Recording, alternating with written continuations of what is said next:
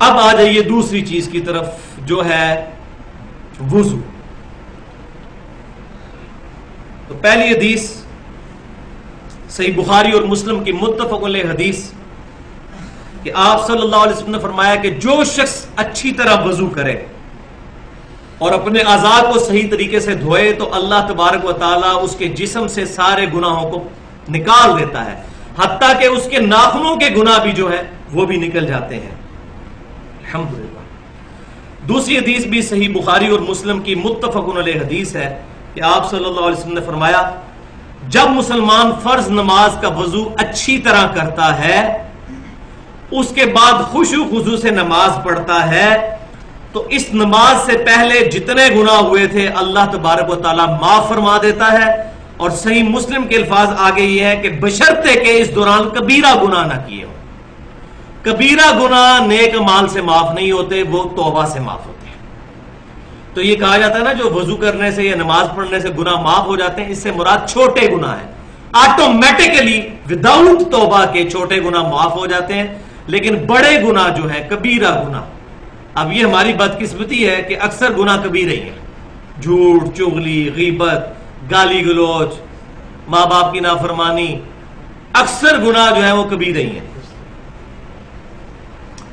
تیسری حدیث صحیح بخاری اور مسلم کی متفق علیہ حدیث ہے کہ آپ صلی اللہ علیہ وسلم نے فرمایا کہ میری امت کے لوگ جب قیامت والے دن بلائے جائیں گے تو ان کے چہرے، پیشانی اور یہ ہاتھ چمک رہے ہوں گے ان کے اعضائے وضو کی وجہ سے، لہذا تمہیں چاہیے کہ اپنی چمک کو بڑھاؤ. چوتھی حدیث صحیح بخاری اور مسلم کی متفق علیہ حدیث ہے کہ آپ صلی اللہ علیہ وسلم نے فرمایا کہ جب کوئی شخص نیند سے بیدار ہو تو اس کو چاہیے کہ وضو کرنے سے پہلے یا غسل کرنے سے پہلے اپنے ہاتھوں کو دھو لے. اس کو نہیں پتا کہ رات اس نے کہاں پر گزاری، یعنی ہوش میں نہیں ہوتا بندہ رات کے وقت. تو اسی کو فقہ کی ٹرمنالوجی میں مستعمل پانی کا مسئلہ کہا جاتا ہے. کسی شخص نے وضو اور غسل اس پر ضروری ہے نماز کے لیے یا جنابت کے لیے، تو اگر وہ بالٹی میں انگلی ڈال دے گا نا تو سارا پانی مستعمل ہو جائے گا، استعمال شدہ، ناپاک نہیں ہوگا، استعمال شدہ. اس سے اب وضو غسل نہیں اتر سکتا. تو لہذا پہلے ہاتھ دھونے ہیں، اس کے بعد مگے کو ہاتھ ڈال کے اتنا ہی ہاتھ اندر کرنا ہے جتنا دھلایا ہوا ہے. تو یہ مستعمل پانی کا مسئلہ اس حدیث سے ثابت ہوتا ہے. استعمال شدہ پانی ہو گیا تو پھر لہذا انڈیلیں گے پہلے پانی کو، ہاتھ دھوئیں گے. یہ مسئلہ ہے جب برتن سے کریں، ہمارے لیے یہ پرابلم نہیں، ہم نے ٹوٹی سے کرنا ہوتا ہے یا شاور سے، اس میں ایشو ہے ہی نہیں الحمدللہ. پانچویں حدیث صحیح بخاری اور مسلم کی متفق علیہ حدیث ہے کہ عبداللہ بن زید بن عاصم رضی اللہ تعالیٰ عنہ کو ریکویسٹ کی گئی کہ آپ صلی اللہ علیہ وسلم کا جو وضو تھا وہ آپ کر کے دکھائیے. تو عبداللہ بن عاصم رضی اللہ تعالیٰ عنہ، عبداللہ بن زید بن عاصم رضی اللہ تعالیٰ عنہ نے پانی کا برتن منگوایا، اس کو انڈیلا اپنے ہاتھوں پر 3 دفعہ اور 3 دفعہ اپنے ہاتھوں کو دھویا. پہلے انڈیلا، اس کے بعد اس برتن میں ہاتھ ڈالے، پھر 3 دفعہ ایک ہی چلو سے کلی اور ناک میں پانی ڈالا، یعنی وہی چلو منہ میں بھی پانی اور ساتھ ہی ناک میں. علیحدہ علیحدہ سے بھی ثابت ہے، لیکن مضبوط روایتیں بخاری مسلم کی یہی کہتی ہیں کہ ایک ہی چلو لینا چاہیے کلی اور ناک کے لیے. یہ بھی ایک امپورٹنٹ مسئلہ ہے جو لوگوں کو نہیں پتا. تو 3 دفعہ انہوں نے ایسا کیا، پھر انہوں نے برتن میں 3 دفعہ ہاتھ ڈالا اور 3 دفعہ اپنے چہرے کو دھویا. پھر برتن میں 3 دفعہ ہاتھ ڈالا، اپنا دایاں بازو دھویا، پھر 3 دفعہ ہاتھ ڈالا اور بایاں بازو دھویا. پھر آپ رضی اللہ تعالیٰ عنہ نے پانی لے کر ہاتھ پر ڈال کر اپنے دونوں ہاتھوں سے پورے سر کو، یہ پیشانی سے لے کر پیچھے تک یوں لے کے گئے اور پھر آگے لے کر آئے. اس طریقے سے سر کا مسح کیا. اور اس کے بعد آپ رضی اللہ تعالیٰ عنہ نے فرمایا میں نے وہی وضو کیا ہے جو آپ صلی اللہ علیہ وسلم وضو فرمایا کرتے تھے.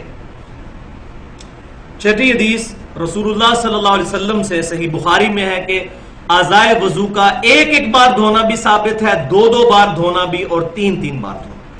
قرآن پاک میں تو 1 دفعہ کا ذکر آیا ہے، لیکن احادیث میں 3 تک بھی ثابت ہے، 3 دفعہ بھی دھویا جا سکتا ہے. اب کچھ احادیث وضو میں احتیاط سے متعلق، یہ بہت امپورٹنٹ احادیث ہے. پہلی حدیث صحیح مسلم سے کہ مکہ سے مدینہ شریف کی طرف جاتے ہوئے آپ صلی اللہ علیہ وسلم نے راستے میں ایک جگہ پڑاؤ کیا تو صحابہ اکرام علیہم رضوان نے وضو کیا عصر کی نماز ادا کرنے کے لیے. تو کچھ صحابہ نے تیزی میں وضو کیا اور ان کی ایڑیاں جو ہیں وہ چمکتی ہوئی نظر آ رہی تھی. تو آپ صلی اللہ علیہ وسلم نے فرمایا کہ بے شک ایڑیوں کو خشک رہنے کی وجہ سے عذاب دیا جائے گا, وضو احتیاط کے ساتھ کیا کرو. تو اس سے بھی یہ بات پتہ چل گئی کہ وضو میں پاؤں کا دھونا ہی ضروری ہے, اور اس میں ایڑیوں کی خصوصاً سخت جگہ ہوتی ہے, سردیوں کے موسم میں اس کو صحیح طریقے سے ملنا چاہیے. دوسری حدیث جامعہ ترمذی اور سنن ابن ماجہ میں ہے کہ آپ صلی اللہ علیہ وسلم نے فرمایا کہ جب کبھی بھی تم وضو کرو تو اپنے ہاتھ اور پاؤں کی انگلیوں کا خلال بھی کرو. ہاتھ جب دھوئیں گے تو ہاتھ کی انگلیوں کا خلال کریں گے, اور جب پاؤں دھوئیں گے تو پاؤں کی انگلیوں کا بھی خلال کریں گے. اب احتیاط کا مطلب یہاں پر میں ایک چیز بتا دوں کہ یہ وضو کرتے ہوئے احتیاط کا مطلب اسراف بھی نہیں ہونا چاہیے اور کنجوسی بھی نہیں ہونی چاہیے, کیونکہ صحیح حدیث ہے بخاری اور مسلم کی متفق علیہ حدیث ہے کہ آپ صلی اللہ علیہ وسلم ایک مد پانی سے وضو فرما لیا کرتے تھے, 600 گرام, یعنی آپ کی جو 1.5 لیٹر کی بوتل ہے اس کو آدھا کر لیں, اس سے آپ صلی اللہ علیہ وسلم وضو فرما لیا کرتے تھے.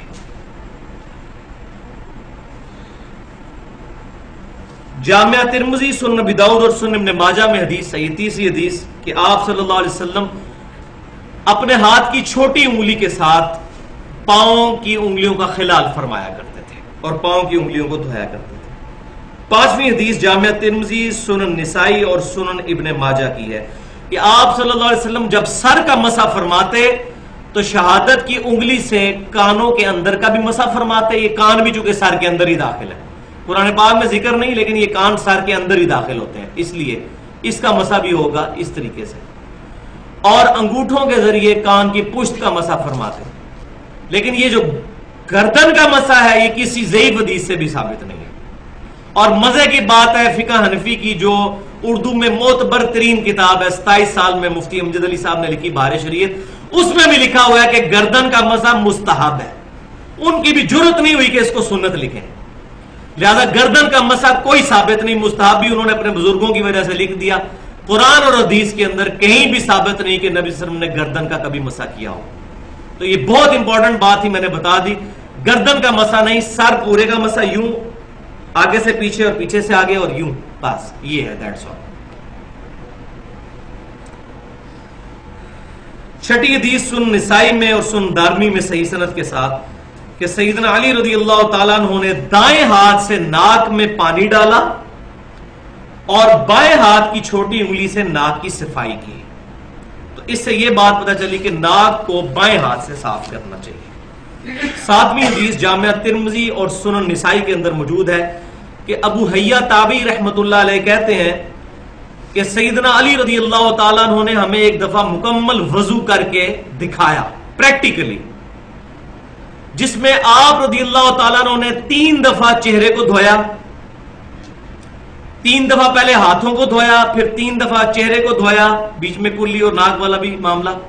اس کے بعد آپ رضی اللہ تعالیٰ عنہ نے 3 دفعہ دونوں ہاتھوں کو بازوؤں سمیت دھویا, پھر پورے سر کا 1 دفعہ مسح کیا, پھر 3 دفعہ اپنے پاؤں کو دھویا. لہذا سیدنا علی سے بھی پاؤں دھونا ہی ثابت ہے. ہمارے پاس جو صحیح سند سے روایتیں پہنچی ہیں, یہ خصوصاً میں اہل تشیع کے حوالے سے بات کر رہا ہوں. اور پھر آپ رضی اللہ تعالیٰ عنہ نے وضو کا بچا ہوا پانی کھڑے ہو کر پیا. یہ بھی سنت ہے کہ لوٹے میں جو پانی بچ جائے اس کو کھڑے ہو کر پینا. زمزم کو کھڑے ہو کر پینا اور وضو کے بچے ہوئے پانی کو کھڑے ہو کر پینا سنت ہے. اور پھر سیدنا علی نے فرمایا کہ میرا وضو کرنے کا ارادہ نہیں تھا, میں نے صرف اس لیے وضو کیا کہ تاکہ تمہیں دکھاؤں کہ نبی صلی اللہ علیہ وسلم کس طرح وضو فرمایا کرتے تھے, تعلیم کے طور پر وضو سکھایا. 8ویں حدیث صحیح بخاری اور کے اندر موجود ہے تعلیقاً اور صحیح سند کے ساتھ مسند امام احمد اور سنن نسائی میں موجود ہے کہ آپ صلی اللہ علیہ وسلم نے فرمایا کہ مسواک استعمال کیا کرو, اس میں تمہارے رب کی خوشنودی ہے, رب خوش ہوتا ہے مسواک استعمال کرنے سے. لہذا اگر دانتوں کے لیے کوئی ٹوتھ پیسٹ بھی استعمال کرتا ہے اور نیت دانتوں کو صاف کرنا ہے, اس کو بھی ثواب ملے گا. تو ٹوتھ پیسٹ آج کل استعمال کرنا ضروری ہے کیونکہ ہماری غذائیں بھی بڑی مرغن ہو چکی ہوئی ہیں، بہت چکنائی والی غذائیں. تو ٹوتھ پیسٹ اپنی جگہ استعمال کریں اور وضو کے ساتھ مسواک کو بھی استعمال کریں تاکہ اس کا ثواب بھی ملے کیونکہ سنت ہے. اور صحیح بخاری اور مسلم کی متفق علیہ حدیث ہے کہ آپ صلی اللہ علیہ وسلم نے فرمایا اگر مجھے امت کی مشقت کا خیال نہ ہوتا تو میں امت کو حکم دے دیتا کہ وہ مسواک کریں ہر نماز کے ساتھ، ہر وضو کے ساتھ. لیکن آپ صلی اللہ علیہ وسلم نے امت پر شفقت فرمائی اور اس چیز کو آبلیگیٹری نہیں رکھا، آپشنل رکھ دیا. لیکن اس سے یہ رزلٹ نہیں نکالنا چاہیے کہ انسان اس سنت کو چھوڑ دے. اس کا یہ مطلب ہے کہ سنت بہت اہم ہے، اس پر عمل کیا جائے. اب 16ویں حدیث صحیح مسلم میں ہے کہ نبی صلی اللہ علیہ وسلم نے فرمایا کہ جو شخص وضو کرنے کے بعد پڑھ لے اشہد ان لا الہ الا اللہ وحدہ لا شریک لہ واشہد ان محمدا عبدہ ورسولہ، اللہ تعالیٰ جنت کے 8 دروازے اس کے لیے کھول دیتا ہے. الحمدللہ. اس میں آسمان کی طرف دیکھنا، انگلی اٹھانا شرط نہیں، وہ روایتیں بالکل ضعیف ہیں. صحیح مسلم میں بس اتنے ہی الفاظ ہیں کہ 8 دروازے کھل جائیں گے یہ دعا پڑھنے سے. اور 17ویں حدیث سنن نسائی الکبریٰ کے اندر صحیح سند کے ساتھ ہے کہ آپ صلی اللہ علیہ وسلم نے وضو کے بعد یہ دعا بھی پڑھی ہے سبحانک اللہم و بحمدک اشہد ان لا الہ الا انت استغفرک و اتوب الیک. اور ساتھ تابعی کے اقوال بھی موجود ہے، قول بھی، کہ جو شخص یہ پڑھے گا اللہ تعالیٰ اس دعا کو قیامت تک کے لیے اس کو محفوظ کر کے رکھ دے گا اور قیامت اس کا اجر عظیم عطا فرمائے گا.